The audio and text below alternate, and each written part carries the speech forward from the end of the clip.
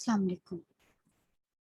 आज आपने पढ़ना है Lorenz and Coulomb gauge. Last आपने पढ़ा था गॉज ट्रांसफॉर्मेशन, स्केलर और पोटेंशियल वेक्टर्स की, पोटेंशियल वेक्टर्स की और स्केलर पोटेंशियल्स की। आज हमने पढ़नी है लॉरेंस गॉज और कूलम गॉज।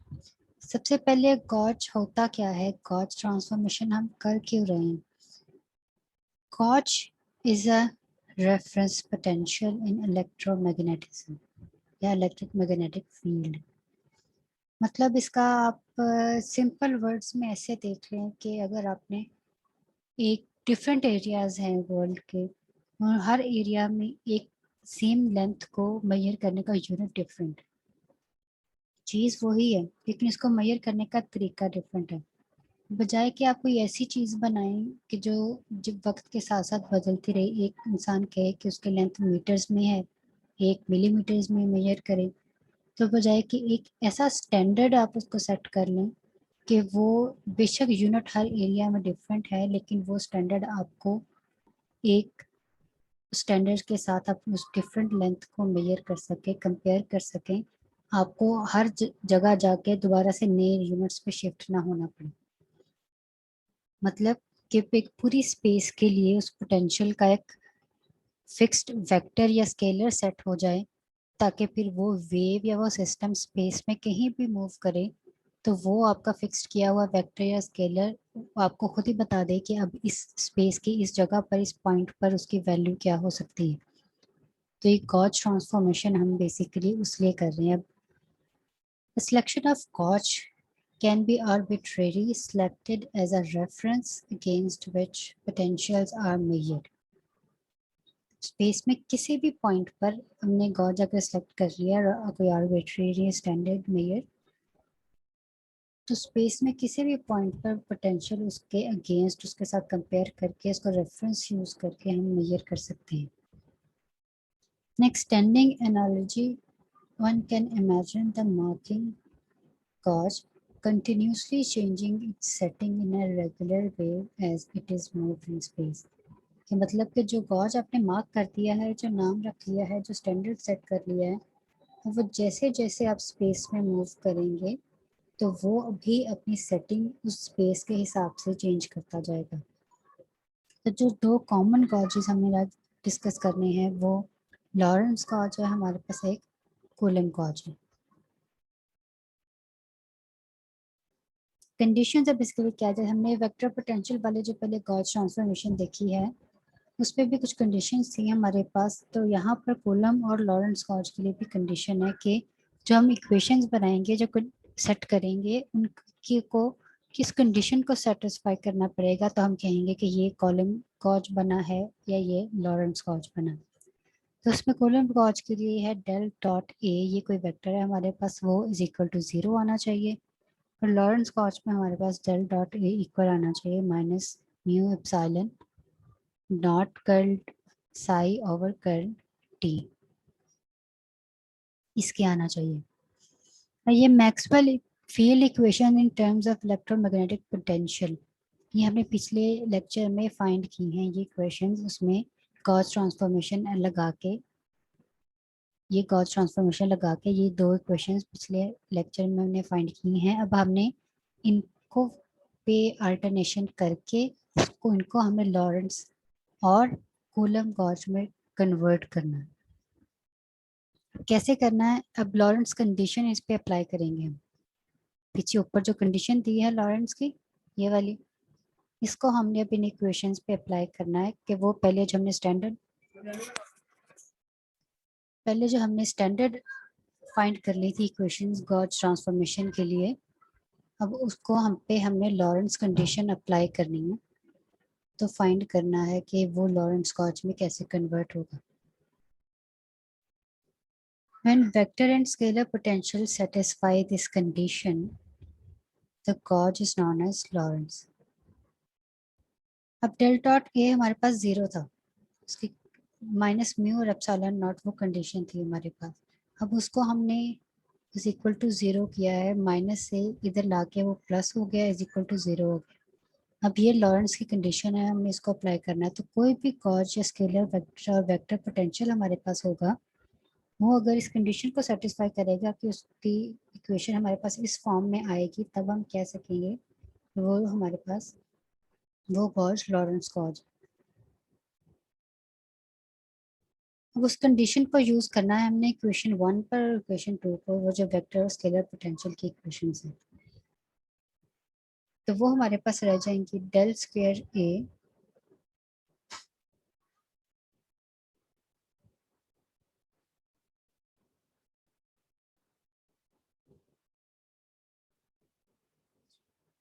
अब जो हमारे पास फील्ड इक्वेशंस थी, उनको हमने जब उस पर लॉरेंस अप्लाई करना, लॉरेंस का कंडीशन अप्लाई करेंगे, तो उसमें जो एक्स्ट्रा हमने ऐड की थी वैल्यूज लास्ट लेक्चर में, ये वाला पार्ट ये रिड्यूस हो जाएगा। रिड्यूस होकर हमारे पास जो लॉरेंस कंडीशन है उसमें हमारे पास ये वाला पार्ट रह जाएगा सिर्फ, और वो इक्वल टू इसके था डेल डॉट ए हमारे पास इसमें म्यू और एप्सिलॉन कर साई ओवर कर टी के है, इसलिए ये वाली वैल्यू और हमारे पास डेल ए रह जाएगा। तो जो हमने वैल्यूज उसमें गॉज ट्रांसफॉर्मेशन में ऐड की थी वो हमारे पास रिड्यूस हो जाएंगी। तो लॉरेंस कंडीशन अप्लाई करने के बाद वो आपके पास इक्वेशंस बन जाएंगे, रिड्यूस होकर del square A minus mu naught epsilon naught curl square A over T square is equal to vector और स्केलर दोनों इक्वेशंस पे हमने वो Lorenz gauge apply condition apply की है। तो ये वो इक्वेशन अब हमारे पास रिड्यूस होकर ये रह गई, वो जो फैक्टर था हमारे पास कॉज ट्रांसफॉर्मेशन वाला, वो वाला खत्म हो गया।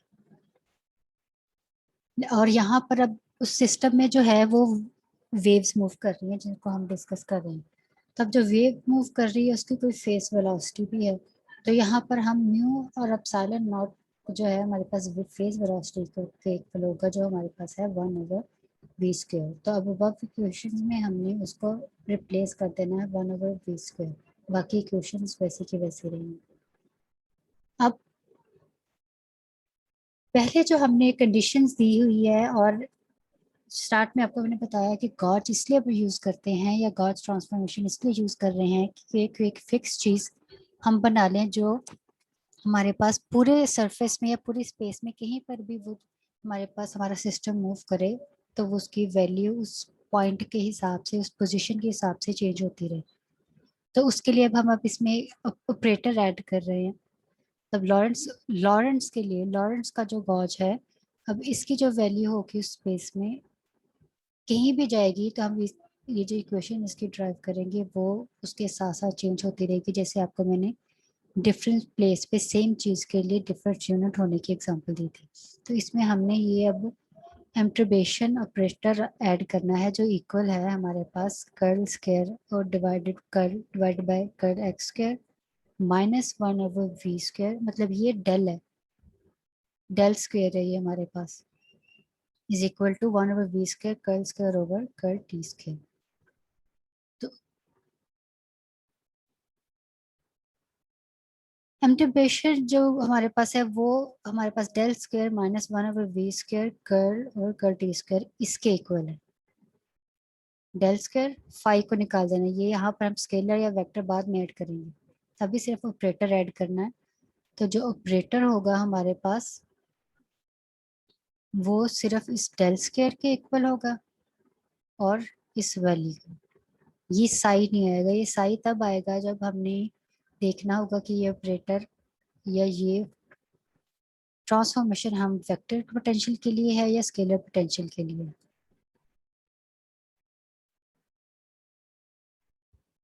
तो अब वो ऑपरेटर ऐड करेंगे तो वो हमारे पास आ जाएगा del square minus 1/v² curl square curl T square. अब वो इक्वेशंस हमारे पास बन जाएंगी। अब उसकी जगह हमने ऑपरेटर को प्रेस कर दिया उन वैल्यूज की जगह।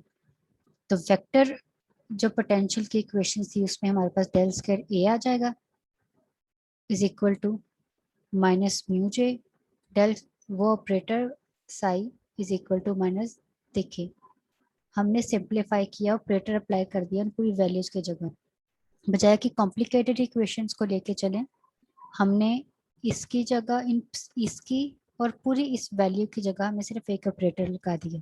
इक्वेशन सेम यही है, कोई डिफरेंस नहीं है, बस हमने उसको सिंप्लीफाई कर दिया, बजाय कि आपने इतनी बड़ी इक्वेशन लिखी हमने उसको एक ऑपरेटर में कन्वर्ट कर दिया। क्योंकि ये जो चीज़ें कोई ना कोई फंक्शन ही अप्लाई कर रहे हैं, ये डेल है, ये भी ये फंक्शन है, ये इस पे ये फंक्शन अप्लाई होगा, और ये स्क्वायर में भी वही फंक्शन अप्लाई होगा, इसलिए हमने उसको ऑपरेटर में कन्वर्ट कर दिया। तो वो हमारे पास इक्वेशन बन गई, इक्वेशन 7।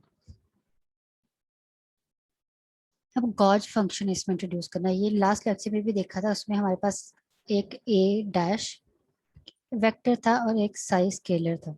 तो जो वेक्टर है हमारे पास A vector plus del lambda के इक्वल है, और psi dash is equal to ये स्केलर है minus curl over lambda over curl T. अब इसको इंट्रोड्यूस कराना है हमने अब आप इक्वेशन में लॉरेंस की। तो लॉरेंस कंडीशन वाली इक्वेशन में हमें जब गॉज फंक्शन इंट्रोड्यूस करवाया तो वो हमारे पास हमने अब बस रिप्लेस करना है, अब ए को ए डैश माइनस डेल लैम्डा कर देना। अब हमने सिर्फ उस इक्वेशन में अबव इक्वेशन में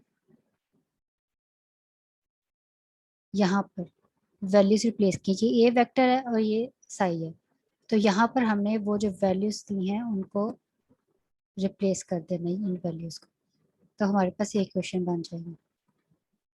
तभी ना इसको अंदर हम मल्टीप्लाई करेंगे, डेल स्क्वायर ए बन जाएगा हमारे पास, और डेल स्क्वायर ये डेल ए डैश बनेगा माइनस डेल स्क्वायर लैम्डा बनेगा, इसको साई से मल्टीप्लाई करेंगे और ये आ जाएगा हमारे पास, जब इसको इसके साथ मल्टीप्लाई करेंगे तो ये आ जाएगा।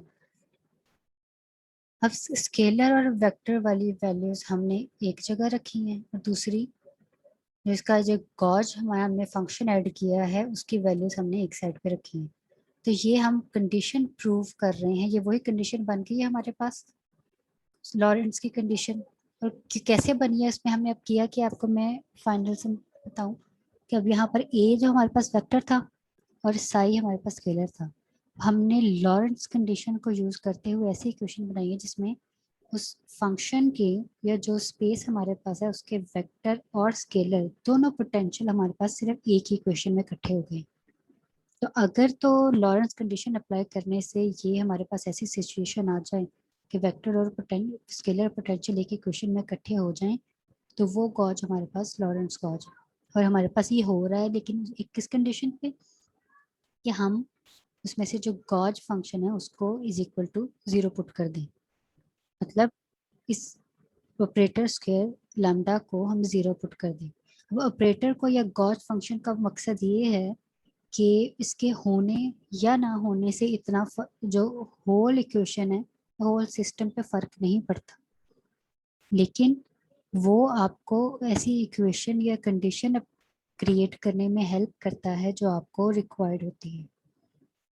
इसलिए आपने यहाँ पर गॉस फंक्शन ऐड किया, अब उसके बाद ये इक्वेशन निकालने के बाद अब उसी गॉस फंक्शन को अगर आप 0 के इक्वल पुट कर देती हैं तो भी इक्वेशन पे कोई फर्क नहीं पड़ेगा। तो ये आपके पास थी लॉरेंस गॉज। कूलम गॉज हम कल पढ़ेंगे, इतना काफी है।